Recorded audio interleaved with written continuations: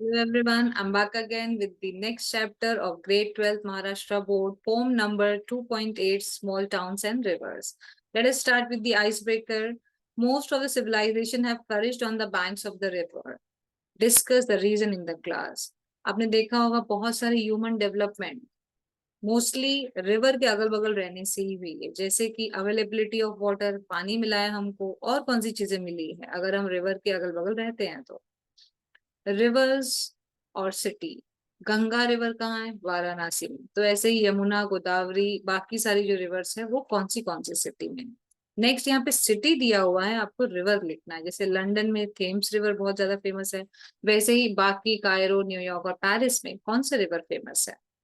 Next you have to discuss among your friends कि भाई river के बगल में अगर हम रहते हैं तो कौन से डेवलपमेंट्स होते हैं हमारी लाइफ में, क्या क्या changes we have seen and we normally feel that या it will be taken.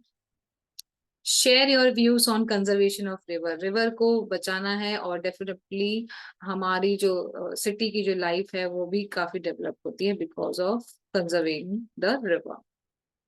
मामंग Dai, she born in 1957। ये पोएट हैं, नॉवेलिस्ट हैं, जर्नलिस्ट हैं और एक सिविल सर्वेंट है ईटानगर से, अरुणाचल प्रदेश। वो सिर्फ इंग्लिश में ही नहीं, आदि लैंग्वेज में भी लिखती थी। You all can see the spelling of आदि। वो रेडियो पे बहुत ज्यादा एक्टिव थी, टीवी जर्नलिस्ट थी, काफी सारे इंटरव्यूज और प्रोग्राम्स उन्होंने कवर किए हैं ऑल इंडिया रेडियो पे और दूरदर्शन पे। और वो प्रोग्राम्स काफी सारे प्रोग्राम से कनेक्टेड थी, जैसे कि world wide fund for nature programme. इन्होंने बायोडाइवर्सिटी हॉटस्पॉट पे भी काम किया है which actually conserve the environment. और हाँ, उन्होंने पद्मश्री अवार्ड भी 2011 में लिया है, साहित्य अकेडमिक अवार्ड 2017 में। Mamang Dai is a strong voice from the north east area.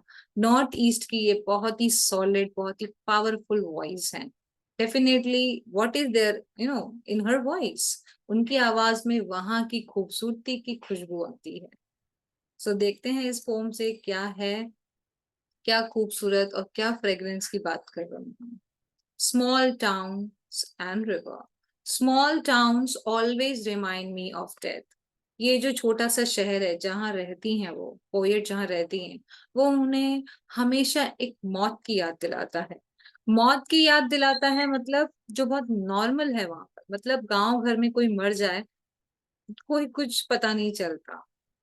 My home town lies comely amidst the tree. मेरा जो छोटा सा गांव है, जो होम टाउन है, ये एक बहुत ही शांति से बहुत सारे जंगलों झाड़ों के बीच में है। It is always the same, ये हमेशा सेम रहता है, ऐसे ही शांत सा, चाहे वो समर हो चाहे वो विंटर हो, इन समर और winter, with the dust flying और the winds howling down the gorge. हमेशा सेम होता है वहां पर। जो घाटियां होती है, गॉर्ज मतलब घाटियां, उस घाटियों के बीच में से जो हवा निकलती है और उसकी वजह से जो धूल उड़ती है वो हमेशा सेम होती है वहां पर। Just the other day someone died. अब वहां एक दिन की बात बता रही है पोएट कि कोई मर गया। In the dreadful silence we wept. सारे के सारे उस दुख में शांति से हम एकदम धीरे धीरे रोते हैं, तो सारे रो रहे थे। Looking at the sad wreath of tuberoses. किस चीज को देख के रो रहे थे? डेफिनेटली वहां पे जो डेड बॉडी होगी उसको देख के तो रो ही रहे थे। साथ ही साथ आप लोगों ने देखा होगा क्रिश्चियन लोग एक सर्कल कलर का जो माला पहनाते हैं, डेड बॉडी को ऐसे रखते हैं उनके ऊपर, उसको रेड कहते हैं। सर्कुलर बना होता है वो रिंग के जैसा, और वो ट्यूबर रोसिस का बना हुआ है। एक फूल जो होता है रजनीगंधा, बहुत अच्छी खुशबू आती है, उसका वो माला बना हुआ है जो डेड बॉडी पे रखा हुआ है। Okay. Life and death, only the rituals are permanent. मतलब देखा जाए तो लाइफ और डेथ तो हमारी लाइफ में सच में परमानेंट है। ये एक ऐसा रिचुअल है जो परमानेंट है। सबको मरना है और जिंदा भी। बच्चे जो होते हैं पैदा होते हैं और हम मरते भी हैं। So this is the ritual which is actually permanent, we can not deny that. The river has a soul. ये जो रिवर है इसकी एक आत्मा है। In the summer, it cuts through the land like a torrent of grief. Summer के season में आपने देखा वो कट्स होते हैं। वो कट्स जो होते हैं लैंड में क्यों होते हैं? बिकॉज ऑफ बैरन, मतलब वो सूख जाते हैं। सूखने की वजह से देखो आप, धरती ऐसे फटी हुई से दिखती है, बीच में से क्रैक्स दिखते हैं। So actually cut means here that only the cracks like a torrent of grief. और ऐसा लगता है जैसे ये जो लैंड है बहुत ही दुख में है, सैड है. Sometimes I think it hold its breath, seeking a land of patient star. और पोएट ये भी कह रही हैं कि समटाइम्स मुझे लगता है ये जो है इनकी जो सांसें हैं इन्होंने रोक के रखी हैं या रुक गई हैं और ये चाहती हैं कि इनकी लैंड पे फिश हो और डेफिनेटली स्टार्स हो स्काई में, मतलब सब कुछ पहले जैसा हो. तो बेसिकली यहाँ पे रिवर का जो है ना वो आत्मा ये सब कुछ जानता है और ये सब कुछ होता है उसके साथ. The river has a soul, it knows, stretching past the town. मतलब रिवर की जो आत्मा है इस टाउन को बहुत अच्छे से जानती है, पास्ट से जानती है, जो कुछ हो चुका है पास्ट में वो सब जानती है. From the first drop of rain to dry earth, जब वो पहली बूंद आकाश से जब जमीन पे गिरी थी बारिश की, तब से जानती है. और कब तक? जब तक वो सूख गई थी तब तक. And the mist on the mountain tops, the river know the immortality of water. और आपने देखा होगा माउंटेन पे धुंधला सा धुआं सा होता है, मिस्ट होता है, वो भी इस रिवर को पता है, वो भी इस रिवर को सब पता है. The river knows the immortality of water. और वाटर की जो इमोर्टेलिटी, जो अमरता है, जो लोग अमर हो जाते हैं उसको इमोर्टल मैन कहते हैं. इमोर्टेलिटी मतलब जो पानी है जो कभी खत्म नहीं होता, मतलब बारिश होती है, सूखा पड़ता है, फिर बारिश होती है, फिर सूखा पड़ता है. So this is actually immortality of water जो रिवर को पता है. River knows. A shrine of happy pictures marks the days of childhood. और shrine मतलब a place regarded as holy place, आप temple भी कह सकते हो, या कुछ ऐसी जगह जो आपको अपने बचपन की याद दिलाए.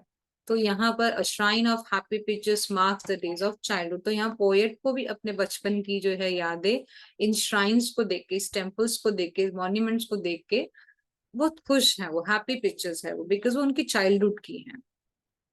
Small towns growth with anxiety for the future. अब स्मॉल टाउन्स में ये भी एक प्रॉब्लम है बच्चों कि वहां पर फ्यूचर को लेके, स्पेशली आपको पता होगा नॉर्थ ईस्ट में लोग ज्यादा ढंग से पढ़ते हैं लिखते नहीं हैं. अब तो काफी इम्प्रूवमेंट मैंने भी देखा है. तो पहले पहले तो कहीं भी नहीं था इम्प्रूवमेंट. तो नॉर्थ ईस्ट में जो लोग होते हैं उनको अपने फ्यूचर को लेके बहुत ज्यादा एंजाइटी होती है. क्या करेंगे फ्यूचर में, क्या बनेंगे, वो चीजें उन लोगों में अंदर काफी टेंशन होती है. तो वही बताया कि small town growth with anxiety for the future. वो अपने फ्यूचर को लेके भी बहुत एंजाइटी सा फील करते हैं. The dead are placed pointing west. When the soul rises it will walk into the golden east into the house of sun. अब यहाँ पे बच्चों एक मिथ है, मैंने सुना है कि जो उनका जो डेड पीपल का जो एक शरीर है वो शरीर को वो वेस्ट के डायरेक्शन में रखते हैं. उस वेस्ट में डायरेक्शन में रखने का मतलब ये है कि वहां से वो इजीली उठकर गोल्डन ईस्ट मतलब सन के डायरेक्शन में जाकर हेवन चला जाएगा. मतलब वहां के लोगों का मानना है कि डेड बॉडी को हमेशा वेस्ट डायरेक्शन में पॉइंट आउट करके रखना चाहिए. क्यों? उससे क्या होगा? Soul will rise up. जो सोल है वो खड़ा होकर मरने के बाद जो उसमें से सोल जो आत्मा निकलेगी उसके लिए इजी होगा वॉक करना किस तरफ? इनटू द गोल्डन ईस्ट, मतलब जिस तरफ से सूरज उगता है उस तरफ से जाने के लिए. Into the house of the sun मतलब सन की तरफ जाने के लिए. क्योंकि उनका माना जाता है, वहां पे एक बिलीफ है कि उस डायरेक्शन में रखने से a person go in heaven. In the cool bamboo restored in sunlight life matters like this. और ये जो कूल बैम्बू है जहाँ पे सनलाइट भी रिस्टोर होती है, हाँ यहाँ पे है, लाइफ मैटर करती है, ऐसे ही होती है यहाँ की लाइफ, ऐसी होते हैं छोटे लोग, ऐसे ही होते हैं स्मॉल टाउन. और जो रिवर्स हैं, जो लोग हैं, जो पीपल हैं, ये ऐसे ही हैं, बहुत ही सिंपल है. ये यहीं के रह जाते हैं और यहीं पर मर भी जाते हैं कई बार. In small towns by the river we all want to walk with the gods. और स्मॉल टाउन्स में बच्चों देखा होगा उनकी ज्यादा ख्वाहिशें नहीं होती है. उनका ये रहता है कि बस हम अच्छे से लाइफ जिए और भगवान हमको हेवन में जगह दे दे. All want to walk with the god. तो गॉड के साथ उन्हें रहना है, गॉड के साथ बस उन्हें हेवन मिल जाए, दैट्स इट. उनकी यही ख्वाहिश होती है. बस यही है इस पोम में which is written by Mamang Dai. I hope you all understood. If still you want anything which I missed out, please let me know in the comment section. Thank you everyone. Have a nice day.